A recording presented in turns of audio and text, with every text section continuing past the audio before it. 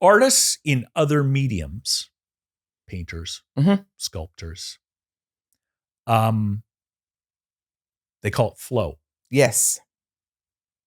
And this is a magical experience that I've encountered playing. And you know where I feel it the most actually is when I'm in the studio by myself and I've worked out a guitar part and now I'm just fitting it into the track and I'm trying to pocket it and I'll just sort of get into a place where it's repeating the phrase and I'm trying to put it right in the right place. I get to this place that is very Zen-like where I'm not necessarily present.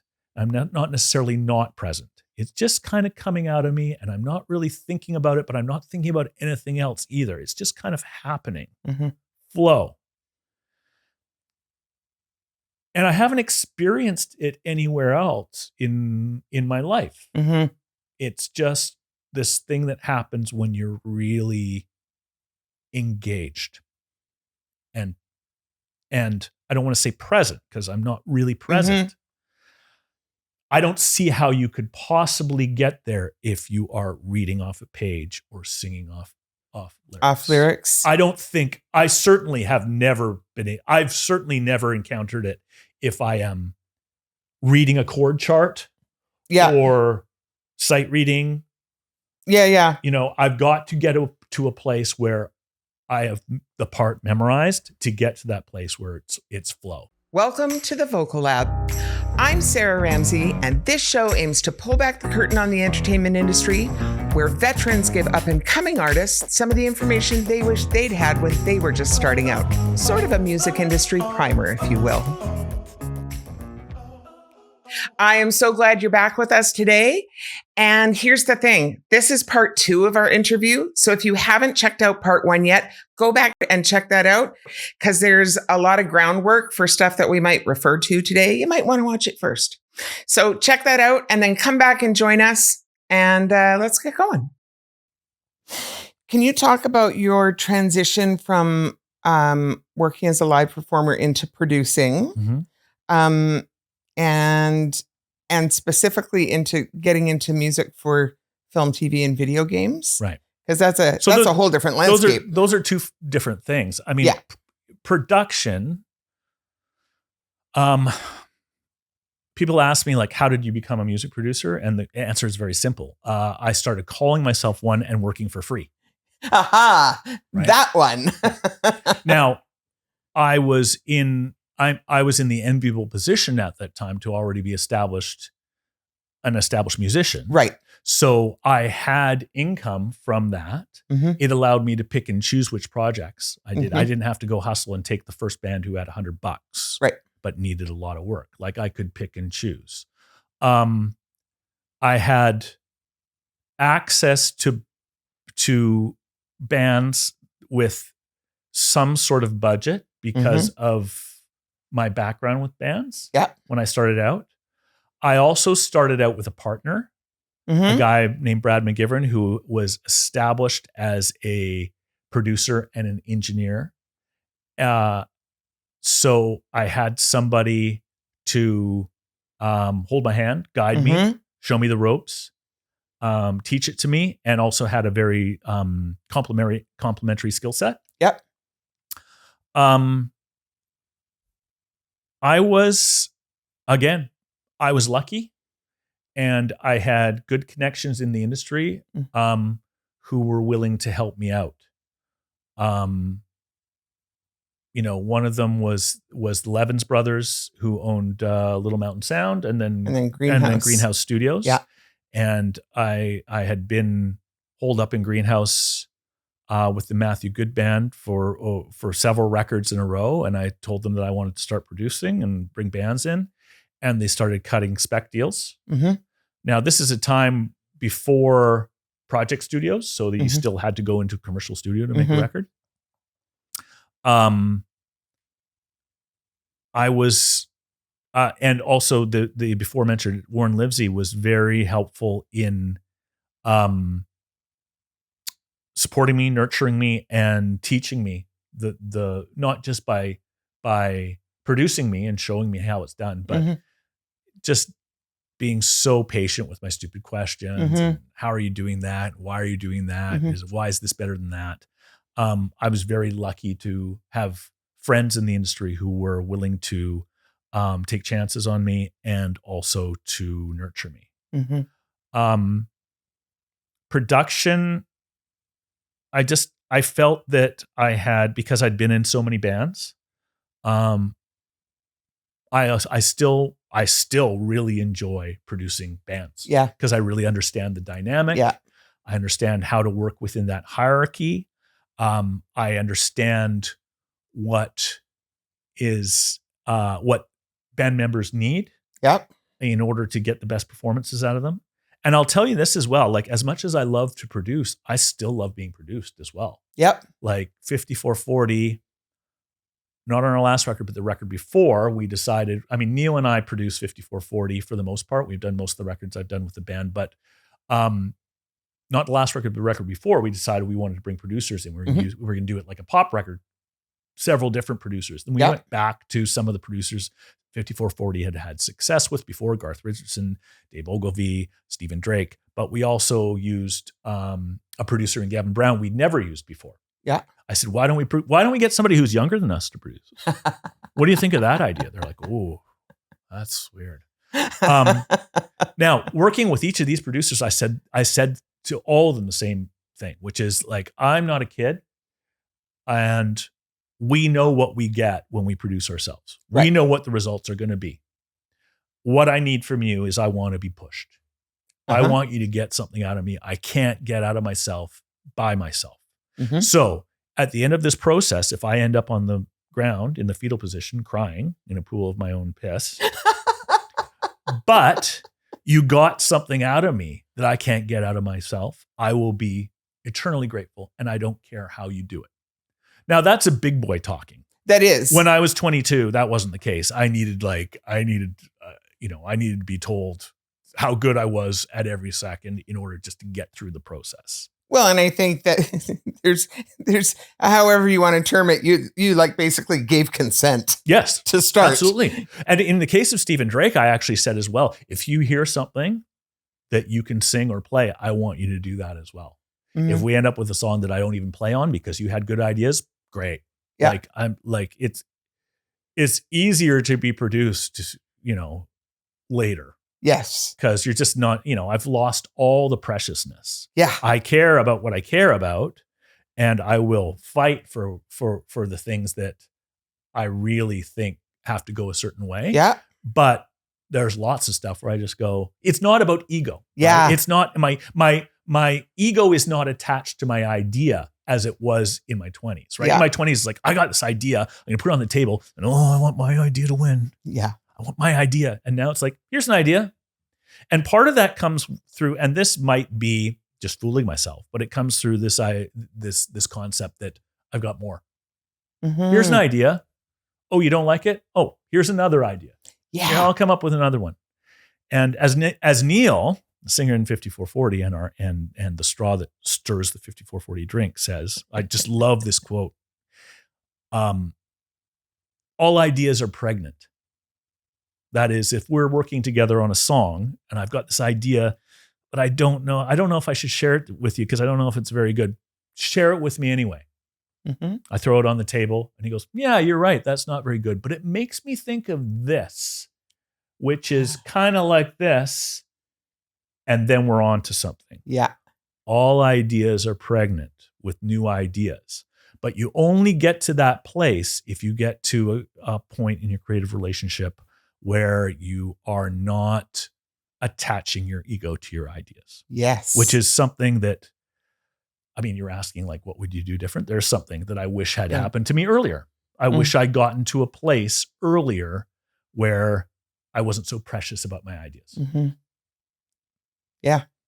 So production, the step into production for me was a natural progression, and it came after a couple of people that I really respected in the industry sort of said to me, I think you'd be a good producer. You kind of have the right pedigree. You have the right sort of skill set and experience to be good at it. And then I had the means to do it through some successes with bands that I'd been in, and some good relationships within the business. Yep. That opened, people were willing to take a chance with me because we had long-standing relationships, and they didn't think I was a complete douchebag. Yeah. These things matter. Film and television, moving into film and television for me, I wish that the story was a little different, because in some ways, my foray into film and television is based in nepotism, which is a pretty strong force in the film and television business, I can tell you. So my brother being a film and television director, I started out scoring his indie films, his shorts. That's the first stuff I scored. One thing I do quite a bit of is I coach actors on set to mime or lip sync, look like they're playing their instruments. The first time I ever got work in that business was through my brother. So, I wish I could tell you that I arrived at it honestly and I deserved it. But in actual fact, the door was open to a crack for me because my brother is already in the industry. Well, it's the same experience for me coaching voice. I got into it because my mother was a voice teacher and she was in the process of retiring. Certainly. And we co-taught for a while, and then I took over her students, and it just was that. Yeah, that's a very natural progression. And there's no shame in it. No, there's not. It's just the way it is. But I don't, for those who want to get into film and television scoring, which is an incredibly tough business to get into. A lot of people want to get into it. Yeah. And it's tough to get into. Yeah. I'm sure they don't want to hear that I got into it because my brother happens to be a director and a producer. Right. Not everybody has that brother. Yeah. However, you still have to deliver. That's the thing. Like, it doesn't discount the product at the end of it. The door opens a crack, but you still have to walk through it and take that meeting and impress the producers and showrunners. Yep. And then you got to do the demos. Yep. And they got to hear them and go, yeah, we like this. And then you got to hit the deadlines, which is the big thing with film and TV. Yeah. Is the deadlines. And you got to do it all with a big smile on your face while saying yes. Yeah. Yes. And when. Yeah. Film and TV is very interesting. I really like it because it's different every day. It's all different styles. One day's jazz and the next day's classical. This week I did a Mormon hymn. You're writing a country song one day and then a singer-songwriter song the next day and then industrial metal the next day. I love the diversity of it, and it's right in my wheelhouse to sort of be able to dabble through different genres. Yeah. And it also allows me to work with all sorts of different people, because if I'm working in a genre that I'm not totally comfortable with, for instance, commercial country, right? I bring in ringers. Yeah. Like, I bring in somebody who's got 100 rights in Nashville, and we sit down and we write a couple songs together with the show in mind. Yeah. And I'm getting something better than I would just get from myself. Yeah. And I'm learning as well. Yeah. So I love that. I love being able to bring people in who are better than me at a particular genre, and to get something out of them that is it's going to make the producers happy. Mm-hmm. The interesting thing about working in film and television is that it's a lot of times you're providing a service. Mm-hmm. You are trying to deliver something to the producers or the showrunners or the directors that is their vision, not yours. Yes. Right? Yeah. Or lack there of vision. Yeah. They may not know what they want. And so it's I mean, talking about being precious, you cannot be precious. You deliver something and they go, that's not really what I was thinking. I don't like it. And instead of going, oh, well, I worked on that for a week and you didn't like it and I really like it. I just go, yeah, I didn't like it either. Yeah. Here, I got another one for you here. Just give me 48 hours. Yes. Yeah. Yeah. So it's been interesting. The gig that I just did, co-composing for a series. Yeah. So that's 10 episodes. I can tell you that like this gig has been one of the hardest gigs I've ever done in my life because I'm learning it as I go. Yeah. And it's an incredible amount of work in a very short turnover. Yeah. Like a week an episode. Every episode it mixes the next week. Yeah. Every Thursday. And so the deadlines are hard. Yeah. And I was asking a film composer, it's like, how do you do this without like getting a divorce?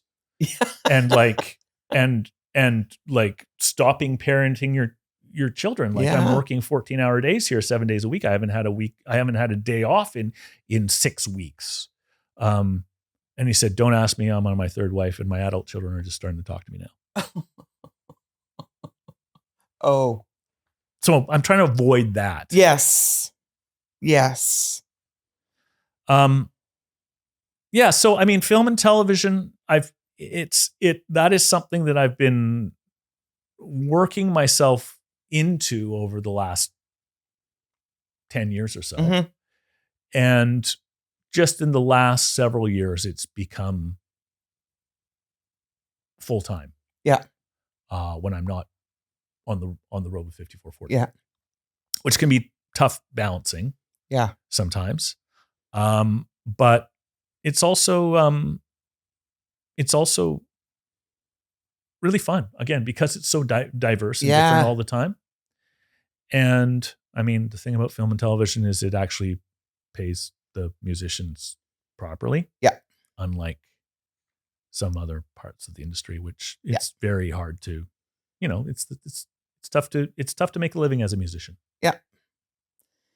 Yeah. The getting paid scale is a lot better than not getting paid scale. Yeah. I mean, the only thing I've been able to keep my head, the reason why I've been able to keep my head above water is because I'm diverse.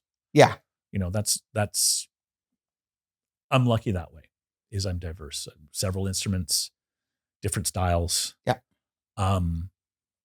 And that I have really my musical education to thank for. And I know you play guitar and piano. Yeah. What else is in the wheelhouse there?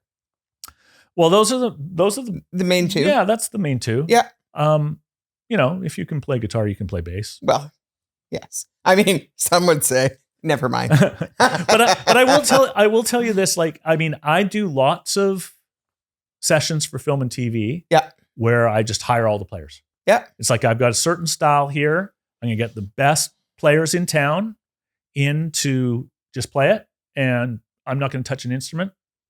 I'm just going to produce.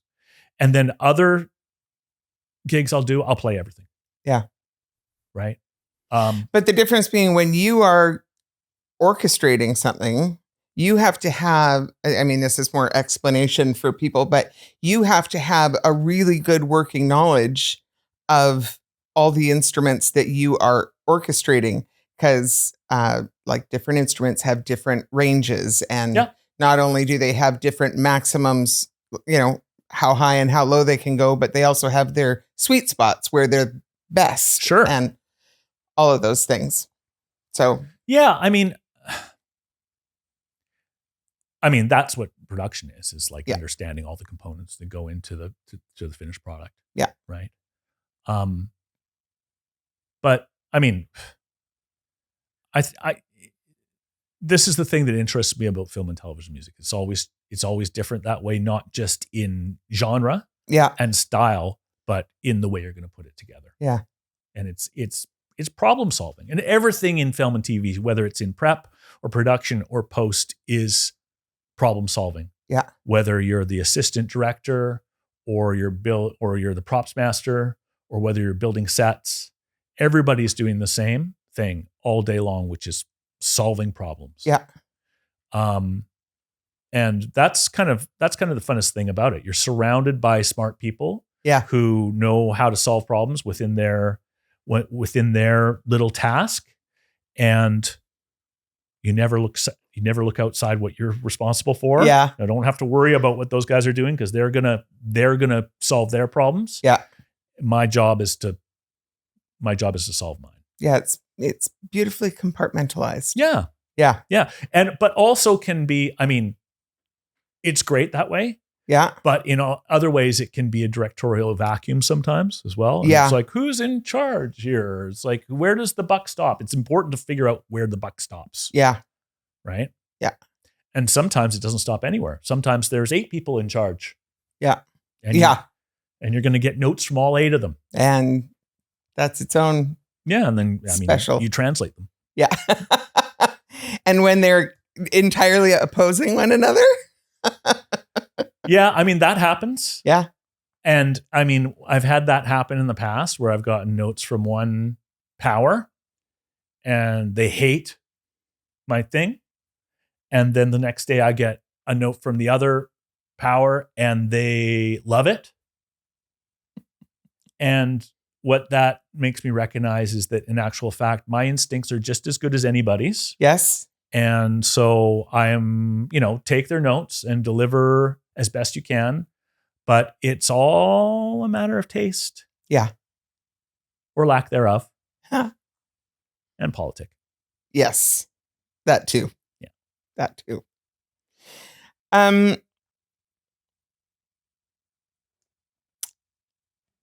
As a producer, when you are working as a producer, Mm-hmm. what would you like artists to know? I mean, again, thinking through the lens of a younger generation coming into a situation like this, maybe for the first time. Mm-hmm.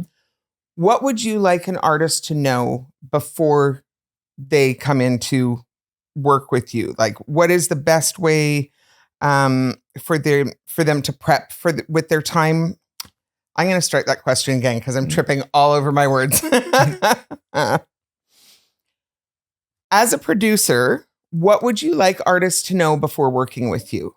Like, what is the best way they can prep for their time with you? What will give the best final product? What is their responsibility? Yeah, I mean, that's different from project to project. Yeah. Right? I mean, the last couple of records I've produced, one by Calvin Cass Mhm. and one by the Gins. Mhm. So the Gins are for lack of a better term, grunge band. Mhm. They love Nirvana.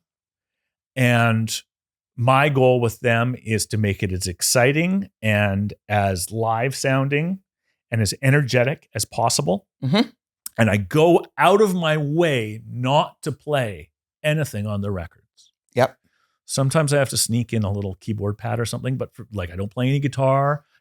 I don't play any bass. I don't play. I want them to be a band. The Yep. last thing the band needs is a 55-year-old guy playing the guitar solo, right? Mhm. So it's like that, a situation like that, what I need them to be is a really, really great band. So Yeah. when I work with them, I make sure we do pre-production a month out from when we're going to do beds. So Yeah. that is, we get in, usually we set up in my studio for Yeah. a couple of weeks and we work through the songs and we make sure the arrangement's tight and we make sure the kick drum pattern's right and the bass is locked to the kick, make sure every part's are right. And then I go, okay, go practice every day for a month now Mhm. so that when we go into the studio, you guys can set up and play it perfect every single time. Yeah. With the right pocket, the right feel, the right energy to be rehearsed. Yeah. In the case of Calvin Cass, Calvin had these amazing songs he'd written with these writers in LA. He's a singer. He doesn't play anything. Mhm. So in that case, I play everything, Yeah. right? I play every instrument across the entire record. In that case, what I want him to do is make sure that when he comes in, he can sing the fuck out of it. Yeah. And so in that case, a lot of times what I'm doing is we'll get the arrangement together. We'll pick the key that is best for his voice. We'll make sure the arrangement is tight. I'll print him out a demo or a simple version of the backing track, and I'll send him away. Yeah. And say, okay, go see your vocal coach. Yeah. Work through the stuff that's difficult for you. Figure out how to phrase it all, and then sing it 1,000 times. Yeah. I'll see you in a couple of weeks. Yeah. So I guess that's a very long way of answering what I could have answered with one word, which is preparedness. Yeah. Right. Times have changed. I've got my own studio. There's no clock. Yeah. Right. Unlike, when I was making records in my 20s, we were going into these expensive studios that are $1,000 a day or more. And you're on the clock every single day, and the session's over in 6 weeks, and it's over. And it's everything's on a schedule. Yeah. Whereas now there's more, because of project studios, more time to sort of pontificate and chin scratch and go, I don't know. What do you think? What do you think? I don't know. But I find that things work most effectively when people are prepared, and then we can work as quickly as we possibly can. Yeah. Get it down so it doesn't get stagnant, doesn't get dry, that it still has that excitement. Yeah. So that's the thing. Like as an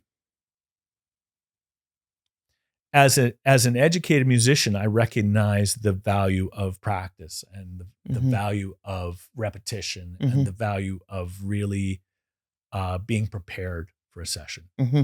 Coming in, and for instance, you've probably found this. What's the difference when a singer is singing with the lyrics in front of them as opposed to when they've got them memorized and they can just close their eyes and sing? Yeah. For most singers, there is a big difference. Big diff. Yeah. Because they can...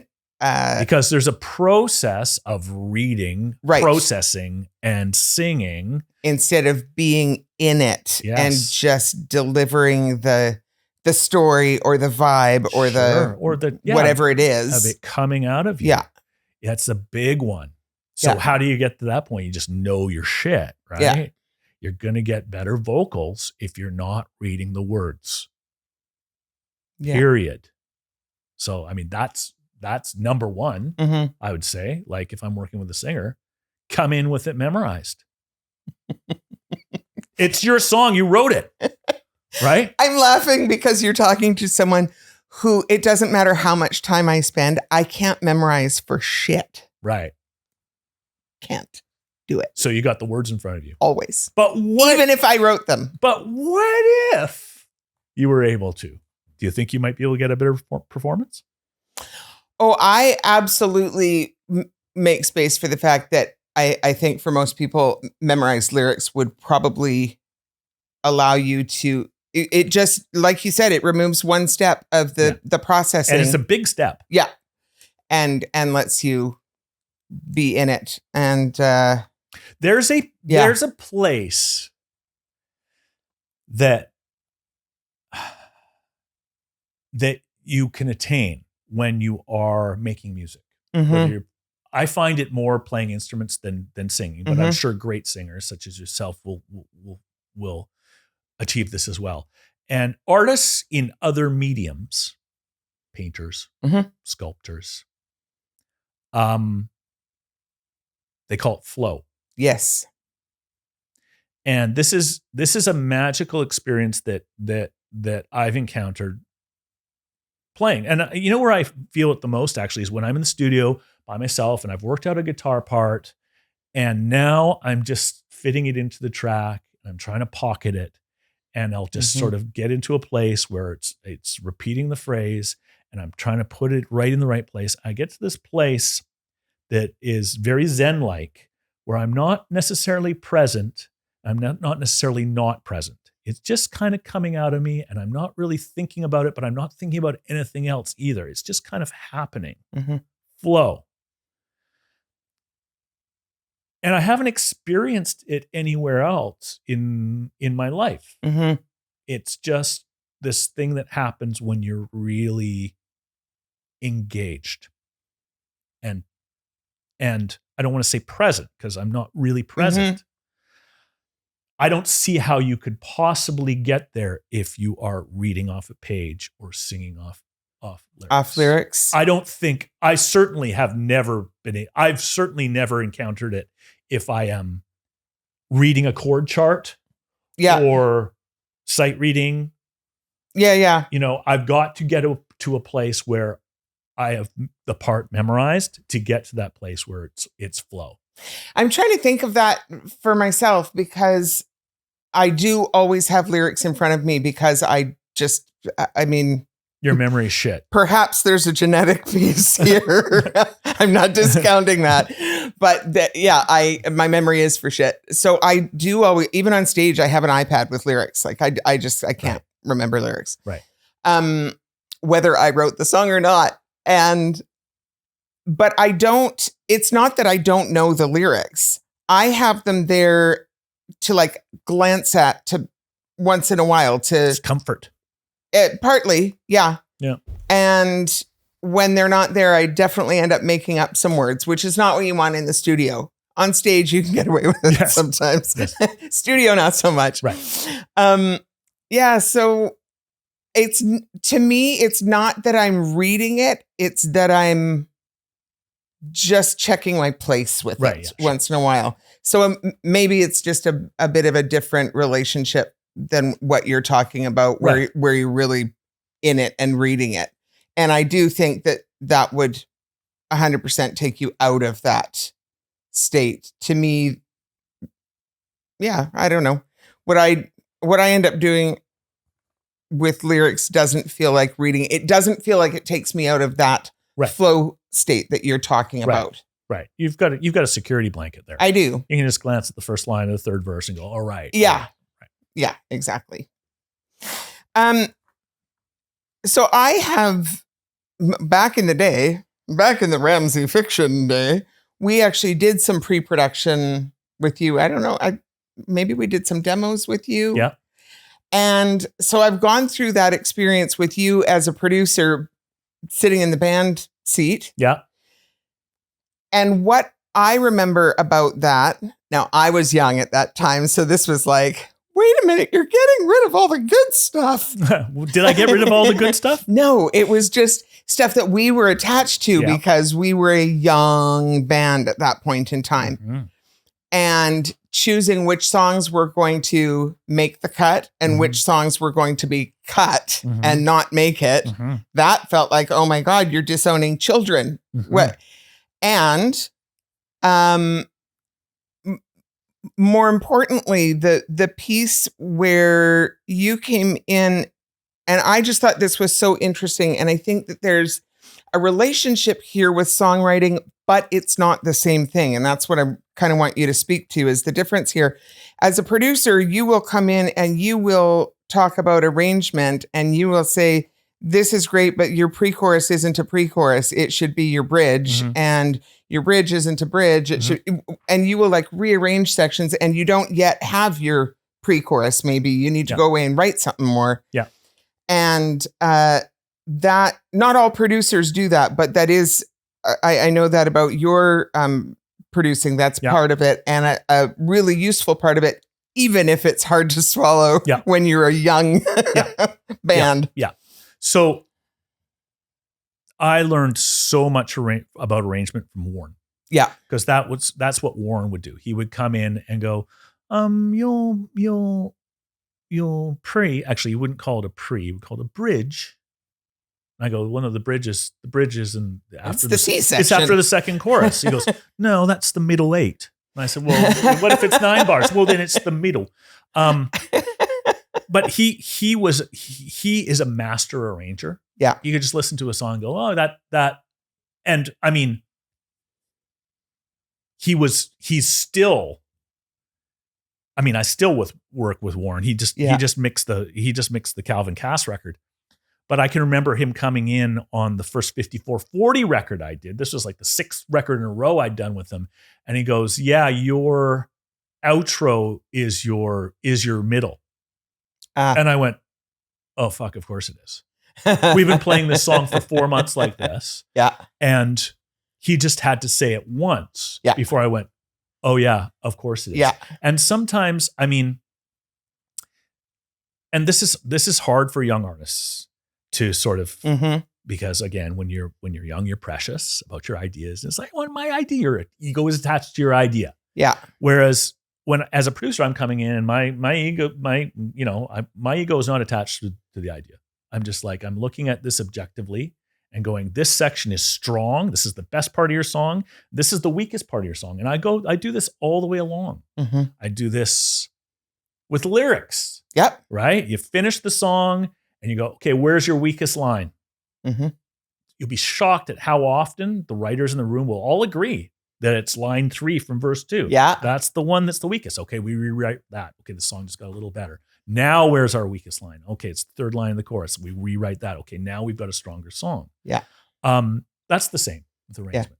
Yeah. And yeah, it can be very difficult. And that's why, it's a very, very intimate relationship between an artist and a producer, because you're basically, here's my baby. Yes. And I take your baby and I go, okay, I'm going to cut off this limb and I'm going to attach it down here. Let's take this arm and stick it right there. Now it's a tail. Or I'm going to take this foot and cut it off altogether. Yeah.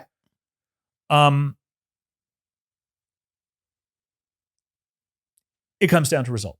Yeah. As I was saying when we were being produced a few years ago, it's like, I've got these producers who I've got a tremendous amount of respect for. I've got a respect for them as people, as producers. I love the records they've done. I'm putting my trust in you, right? And I'll fight if I think you're wrong, but you're here for a purpose, and that is to push me and provide ideas that I can't come up with myself. Yeah. So hopefully, and I've been in some situations where bands go, no. And they see my process, which is take the song apart, trim the fat, identify the strongest parts, draw attention to them, put it back together, and they resist. And I go, I'm probably not the guy. Yeah. Like, you get a really great producer who is an engineer first, and knows how to get amazing sounds, and you just go in there and record the song as you hear it, and I'm sure it's great. Yeah, but that's not really how I work. Sometimes I don't take every song apart. If I hear a song, I go, "That's great." Yeah, totally. I mean, I'm not doing it out of ego, right, or out of a place where I go, as the producer, I need to chop this up and put it back together. Yeah.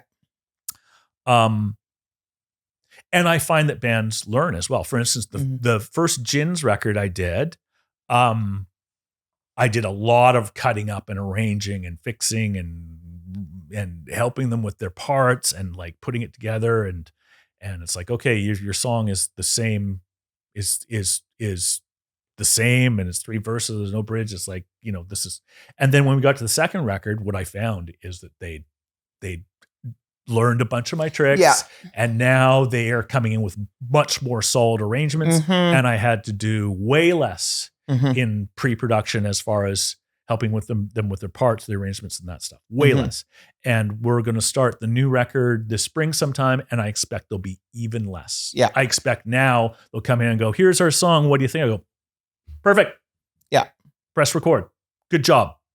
Right? So it's no wonder that we went through a lot of that with you then, because at that point in time, Josh's writing was like 87 ideas in one song. Yeah. So there were some things that needed to trim down to make it just one cohesive song. Yeah. I mean, 87 brilliant ideas, but yeah, now he has 78 brilliant ideas of songs. He's cut out 9 ideas per song. All by himself. All by himself. Yeah. He's learned. Yeah. So, I mean, I get it. And it can be difficult. And it certainly was for me early on as well, to have somebody come in and go, you're in the immortal words of Garth Richardson, you don't have a chorus. Well, I have a chorus. That's not a chorus. Go write a chorus. Yeah. Right. Yeah. Tough love. But I mean, keeping in mind that everybody wants the same thing, right? Everybody just wants the best song you can possibly come up with. Yes. However, I think what happens with younger artists, especially like very new artists, there's an emotional attachment to, like you said, it's their baby. It's this thing they I made. wrote this line. I love this line. It's about my girlfriend. Exactly. It's their story that they're telling. Yeah. So there's... And I respect that. Yes. But if it sounds lumpy, it sounds lumpy. Exactly. And I think as you grow as an artist in terms of your experience and wisdom and journey in the industry, gaining that perspective and that ability to be more objective around the writing and really focus on what makes this a better song rather than how do I complain about my ex-girlfriend or whatever. Like really what makes this a better song? And if this B section doesn't do it, then let's rewrite it. Sure. Well, you know how you arrive at that point, right? Of being less precious about your parts and your songs is write 100 of them. Yes. It's like, okay, this is a song and I write songs and I wrote a song and okay, on to the next song. Yeah. Right? Like, and you realize once you sort of recognize that there's more in you. Yeah. And nothing's finite. Like, they are snapshots of a time, of course, and an experience and a feeling, but there's always more songs. Yeah. And that's the great thing about music. It's just like, you get better at it. Yeah. If you are engaged and you are playing, nobody gets worse. No. Right? You get better at it. You get to be a better writer. You get to be, I mean, I get worried sometimes. Have you had Jim Valance? Yeah. Yeah. I had him a couple of weeks ago.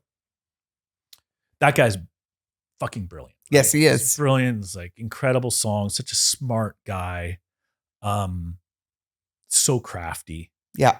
I was sitting on a songwriting panel with him once and somebody else was talking over here and I leaned over and I said, I have so much respect for you. I kind of do. Like I do a poor man's job of what you do. I would kill to have a beer with you sometimes.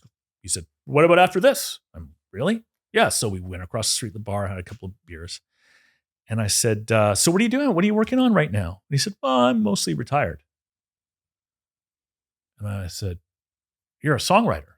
Songwriters don't retire. Like we need to get it out of us. We have something to say. This is a cathartic experience, singing about my feelings. And he said, look at your heroes. Look at Paul, look at Elton, look at Billy Joel. Like, they stopped writing when they weren't hungry. They either stopped writing or stopped writing quality when they weren't hungry anymore. Yeah. He says, I'm not hungry. And I'm like, oh, thank God I'm still hungry. Yeah. As a matter of fact, I'm starving.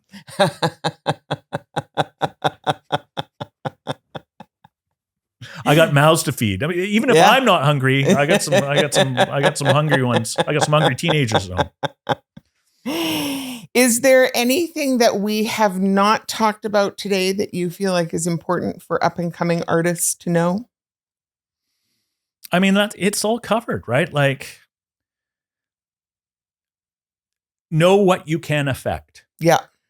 Right? And don't sweat the stuff you can't. Yeah.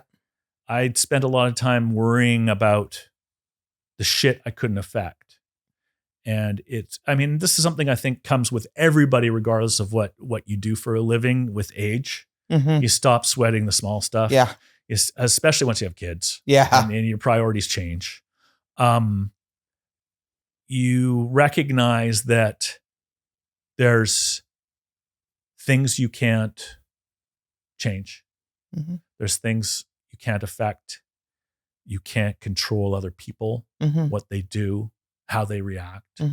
You can only hone your craft and do your best to be a decent human being and foster meaningful relationships in and outside the industry. Yes. Good relationships will serve you well in the business. A really good example is Natasha Dupre, who's essentially the most successful music supervisor, film and television music supervisor in the country. Yeah. And Natasha and I have known each other since we were teenagers. Mm-hmm. We are not teenagers anymore. And we work together all the time. And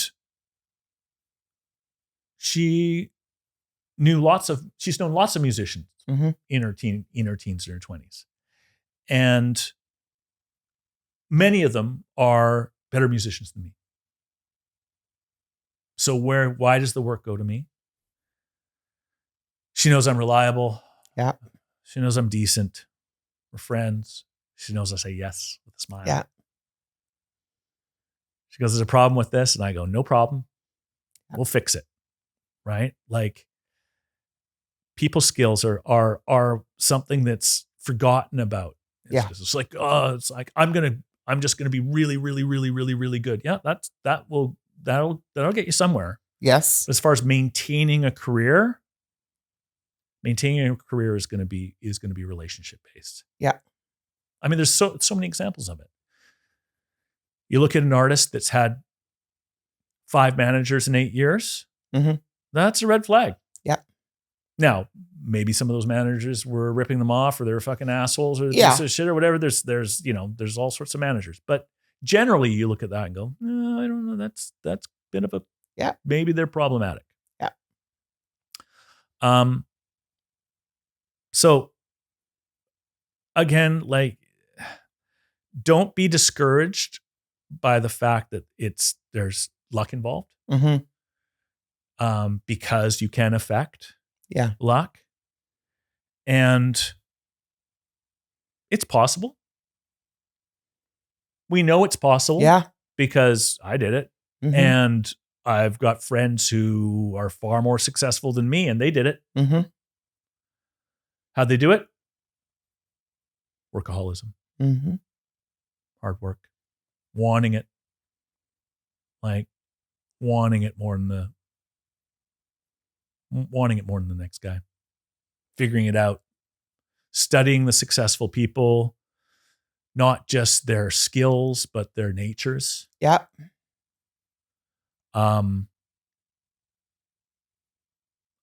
There's more than one way to skin a cat. That's just how I skinned mine. Yeah. Yeah. Well, I really, really appreciate you joining me today. Happy to do it. Dave, where can people find you? Web, social media, upcoming shows, projects? Yeah, 5440's got a new record out called West Coast Band. It's our COVID record. It's the weirdest record I've ever made. Nice. We made it basically, we're separated by COVID. Mm-hmm. Neil has his own studio. I have mine. So we're sending files back and forth. Yeah. The record is such a weird record because all the lyrics are about the band. Mm-hmm. A lot of sort of the vernacular of the band, inside stories and jokes.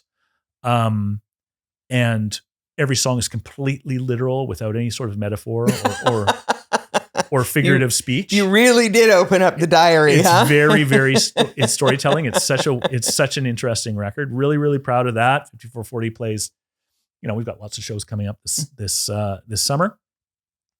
And, I've just finished last week the months and months and months of this show Wildcard. So mm-hmm. I'm actually going to go to LA tomorrow with my son and do some amusement parks. Love that. Some Disneyland, some Universal Studios. And then when I get back next week, I'll start panicking that I'm not working, and I'll get on the phone and see what I can drum up. Yeah, see what I can drum up.